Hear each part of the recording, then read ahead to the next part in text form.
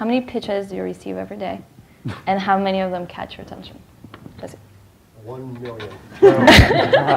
I receive, I don't know, I would probably say I receive anywhere from 30 to 40 a day. And I try to pay attention to most of them, at least like a cursory read through. And of those, as Andrew put it, one of the great frustrations of daily journalism is that it's daily, and that there is very rarely enough time in the day to kind of give everything its due. I would echo what he says as well. Right now, particularly considering the state of the world, anything with a grain of humor, a grain of upbeat news, a grain of a smile will probably catch my attention more than writing about death and destruction. And unemployment. And unemployment, you know. There was a, I read a story last week about tent cities in Fresno, California. Great story. And I wrote it, and it was a harrowing experience, and I wrote it, and then about a day later, Gawker.com wrote a thing where they said something along the lines of Jesse McKinley loves depression porn. And I thought to myself, you know, there's a grain of truth in that. The New York Times has been kind of this kind of, you know, machine of grim and ghastly news. And I would argue that a pitch that comes across my desk that might take an interesting attitude towards this, whether it be, you know, dentists finding more molars ground down, or you know, some sort of silver lining to this incredibly oppressive dark cloud we're living under right now, will tend to grab my attention. By the same token, pitches that are not super lengthy. I love anything that can be summed up in 25 words or less because I have ADD. And also because there is so much coming at you all the time that something that is quick, concise, goes directly to the point, has a good hook, has a news peg. These are things that jump off the internet page, as it were. And we'll talk a little bit about the 3 words that he just said that some of you may not know what they mean. I'm on the business side now, so I don't get a lot of direct pitches. They still come to me. I forward them to our news people, but I can tell you just anecdotally, our news people get an awful lot of pitches, and very few of them are actually end up in print. The way to really get in print with the Business Times, and I think any newspaper, is not to throw a press release over the transom.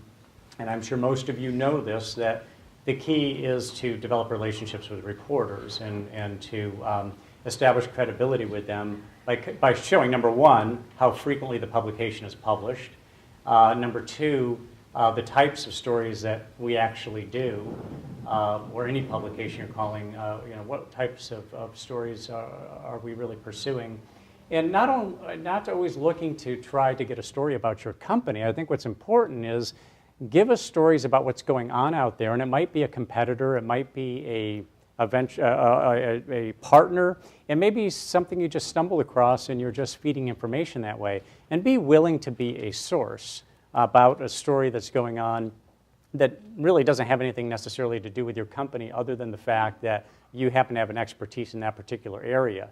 So that's what's really critical, is developing relationships with reporters, and your batting average goes up tremendously. But one of the things to remember is make that first pitch or two, come at them with the best stuff you got, because if you strike out once and you strike out twice, I don't even think they go for 3 strikes anymore. It's just kind of like, you don't get it, and I'm just not going to take your call anymore, is I think the attitude a lot of the time. So that's what's really, really critical. You know, somebody they can trust, and pretty soon not only are they expecting calls from you, but they're calling you and saying, what's up? Great. I haven't kept, count of the number of pitches I get a day, but I'd say it's in the double digits, sort of medium to medium range double digits, low to medium sometimes depending on the day. The number that I'll give a second look to, I would say, are in the low to mid single digits that I'll just sort of set aside, because most of them just don't apply, and I'm not quite sure why you're sending me this pitch, because it just, so it's slightly different from Jesse, who's sort of like reports out stories.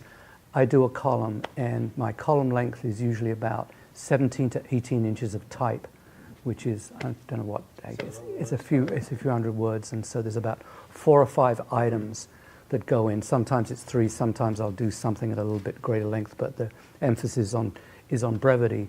So actually, what I often do appreciate is the longer pitch that has useful information. Now, I'm going to try and do due diligence on the item if it appeals to me, you know, and make sure that it's sort of like valid and I don't make a complete fool of myself. But if I can write it quick, if there's good information in the pitch, if there's somewhere else that I can go get other information that I need to sort of round it out, whether it's a sort of website, which I always, as often as I can, I'll always do a link to a website. So if you're pitching your own business more and more, I'm linking. If you want more information on this, go here. So I'll always do that. But I don't want like reams and reams of email, because that's not going to work either, but something that just gives me a fair amount of information. Speaking to Mike's point about relationships, again, I think that's really true for most of my journalistic life. And now writing a column 5 days a week, I'm a little leery of relationships, actually, because I don't like to disappoint people that I've made relationships with. It's more like, tell me what you got, you know, and sort of move on. I mean, I like to sort of like be nice, but developing the relationship, I don't really quite have the time for. Much, much more important is what I ask is, if you're going to pitch me, take just a little time to see what I do, because that will give you a better sense when you can say, obviously, the bottom line, Andrew Ross is not who I'm going to pitch this to, because it just sort of doesn't work for him. Now, you can take a chance anyway, because I'll always try something new. You know, but you can pretty much get a good idea. If you see the kinds of things that I'm sort of like doing and get a sort of a kind of sense just from the items about what I'm interested in, that gives you, I think, a running start. You know, so you're not going to waste your time, you're not going to waste my time if you know what I'm doing and the kind of things that I like.